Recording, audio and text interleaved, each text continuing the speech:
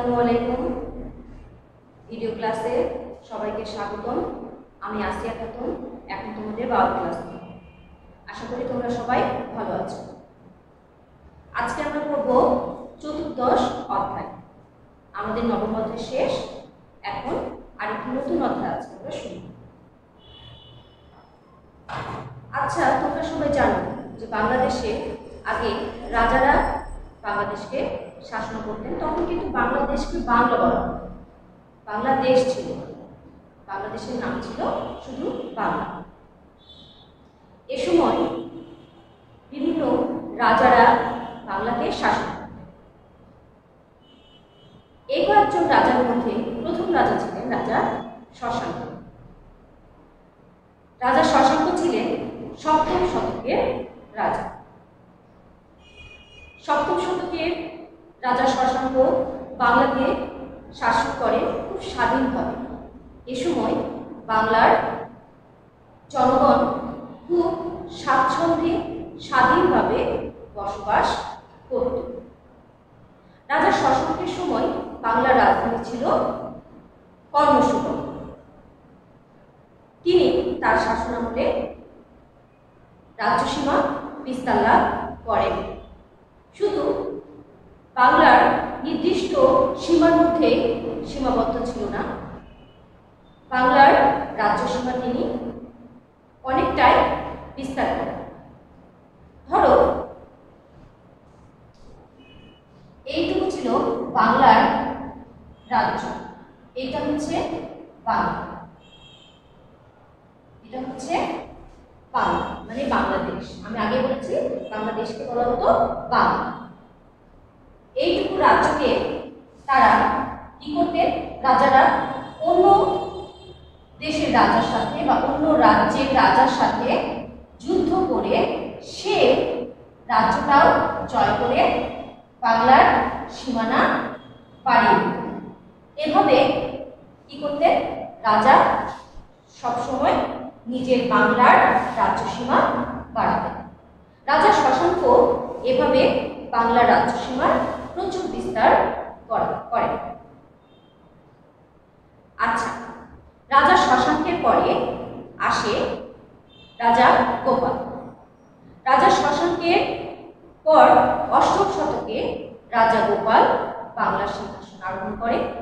অষ্টম শতকে রাজা গোপাল সুন্দরভাবে বাংলাকে শাসন করে। রাজা গোপাল ছিলেন পাল বংশের প্রতিষ্ঠাতা। তিনি 400 বছর বাংলা শাসন করেন।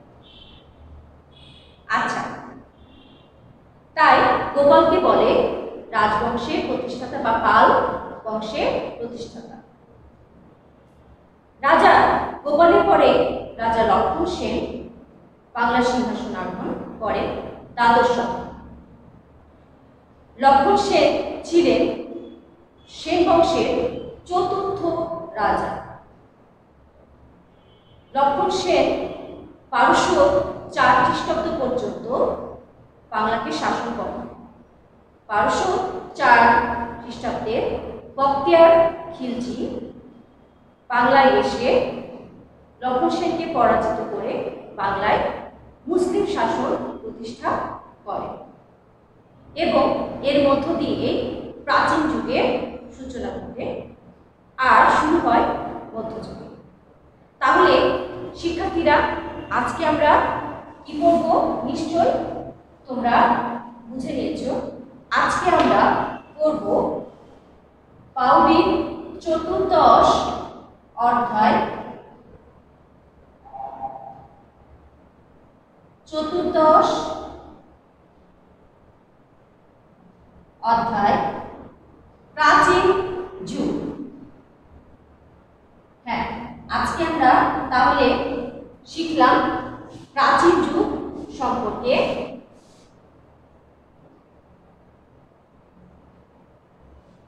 প্রাচীন যুগে 3 জন রাজা ছিলেন।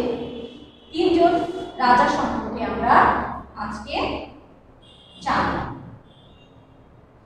আমাদের শিখন ফল হলো প্রাচীন যুগের প্রাচীন যুগে তিনজন রাজা সম্পর্কে আমরা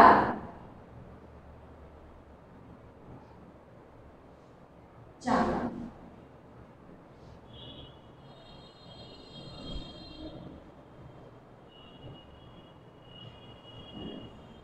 তোমাদের এর আগে এই অধ্যায়টা নেওয়া হয়েছে, আজকে আমি বলছি এই লাইনগুলোর মধ্যে যে পড়াগুলো আমি বললাম অনেক শূন্যস্থান আছে, সংক্ষিপ্ত প্রশ্ন আছে, আবার এখান থেকে কাঠামোবদ্ধ প্রশ্ন হতে পারে। কাঠামোবদ্ধ প্রশ্নে আমরা লিখতে পারি যে রাজা শশাঙ্ক সম্পর্কে, কাঠামোবদ্ধ প্রশ্ন আমি বলছি, রাজা শশাঙ্ক সম্পর্কে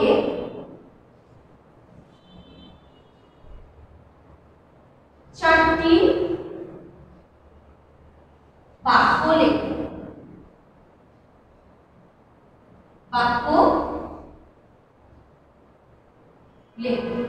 যদি 4 বাক্য বলে তাহলে 4টি বাক্য লিখবে, 4 মার্কস থাকবে, এটা নম্বর। আর যদি বলে 6টি বাক্য লেখো তাহলে তোমরা 6টি বাক্য দিবে।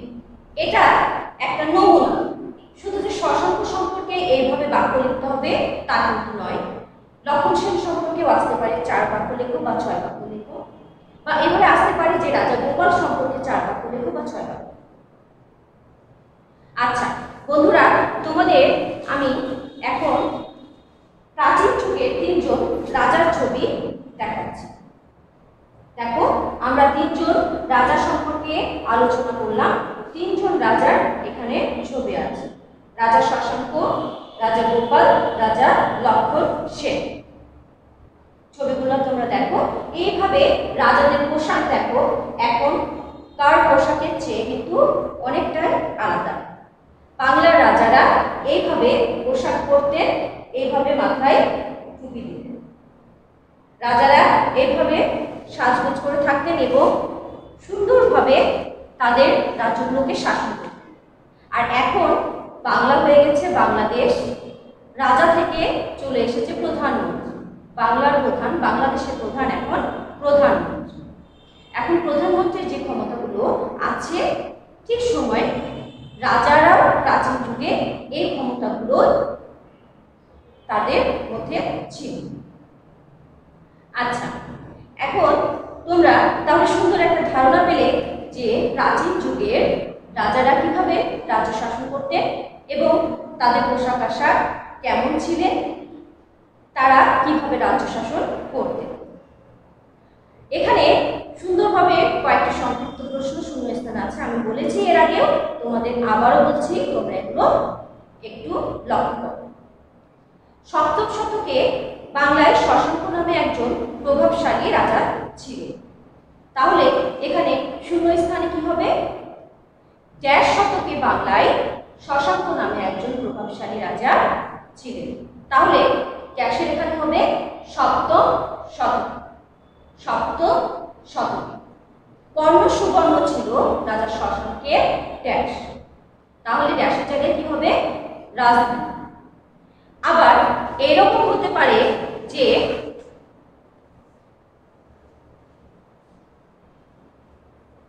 এরকম হতে পারে রাজা, প্রশ্ন সংক্ষিপ্ত প্রশ্ন হতে পারে সপ্তম শতকে বাংলার রাজধানী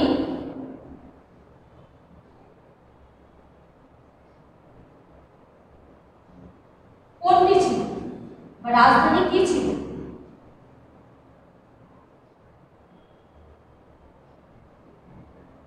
সপ্তম শতকে বাংলার রাজধানী কি ছিল? সপ্তম শতকে বাংলার রাজধানী ছিল কর্ণ সুবর্ণ। আচ্ছা, আবার এরকম প্রশ্ন হতে পারে যে বাংলার প্রথম স্বাধীন শাসক, বাংলার প্রথম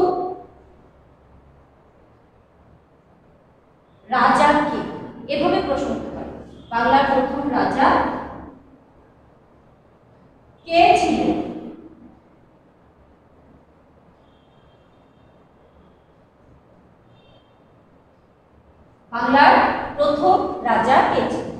তাহলে বাংলার প্রথম রাজা ছিলেন রাজা শশাঙ্ক। আবার এরকম প্রশ্ন হতে পারে, রাজা শশাঙ্কের পরে কোন রাজা সিংহাসন দখল করে? তোমরা আবার শোনো, রাজা শশাঙ্কের পরে বাংলার রাজ্য বা রাজা কোন রাজা হন? তাহলে শশাঙ্কের পরে বাংলার রাজা হন গোপাল। শশাঙ্কের পরে রাজা গোপাল বাংলার রাজা হন এবং বাংলায় পাল বংশের প্রতিষ্ঠা করে। তোমাদের হোমওয়ার্ক থাকলো, আমি হোমওয়ার্ক দিচ্ছি, তোমরা লিখে নাও। হোমওয়ার্কে লিখবে লক্ষণ সেন সম্পর্কে 4টি বাক্য।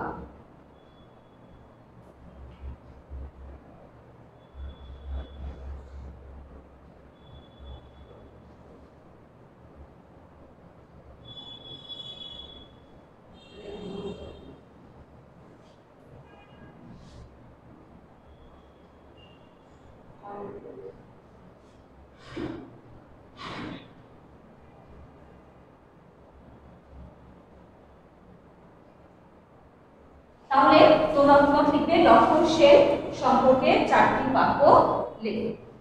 আজকে তাহলে এ পর্যন্তই। আল্লাহ হাফেজ।